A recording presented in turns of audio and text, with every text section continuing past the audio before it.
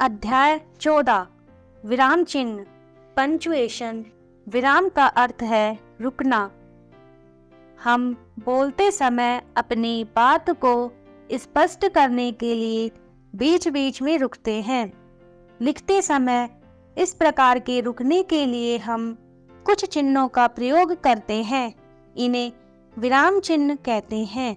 कुछ प्रमुख विराम चिन्ह इस प्रकार है। 1. पूर्ण विराम फुल स्टॉप। इसका प्रयोग सामान्य रूप से वाक्य के अंत में होता है, जैसे स्वाति रोज स्कूल जाती है, आभा मेरी सखी है। 2. अल्प विराम कोमा। जिस वाक्य के बीच में कुछ देर के लिए रुकते हैं वहां अल्प विराम का प्रयोग करते हैं, जैसे रमन मोहन और मुकेश भाई हैं। रोनित साकेत और सीमा मेला देखने गए। 3.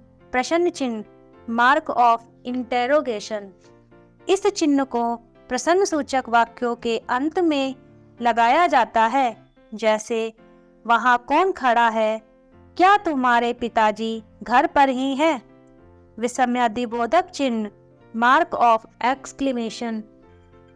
इस चिन्ह का प्रयोग खुशी, शौक, घृणा, आश्चर्य आदि का भाव प्रकट करने के लिए होता है, जैसे वाह कितना सुंदर फूल है, अरे यह क्या हो गया, छी कितनी गंदगी है यहाँ।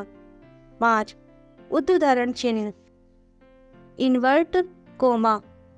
इस चिन्ह का प्रयोग किसी की बात को जो का त्यों कहने के लिए किया जाता है, जैसे अध्यापक ने कहा कल विद्यालय बंद रहेगा, नेहरू जी ने कहा था बच्चे बड़े भोले होते हैं।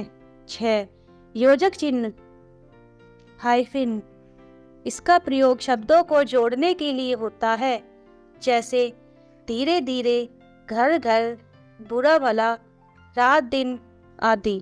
आओ महत्वपूर्ण बिंदुओं को दोहराएं। लिखते समय रुकने के लिए प्रयुक्त चिन्ह विराम चिन्ह कहलाते हैं। पूर्ण विराम का प्रयोग सामान्य रूप से वाक्य के अंत में होता है।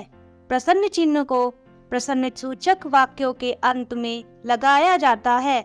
विस्मयादिबोधक चिन्ह का प्रयोग खुशी, शौक, घृणा, आश्चर्य आदि का भाव प्रकट करने के लिए किया जाता है।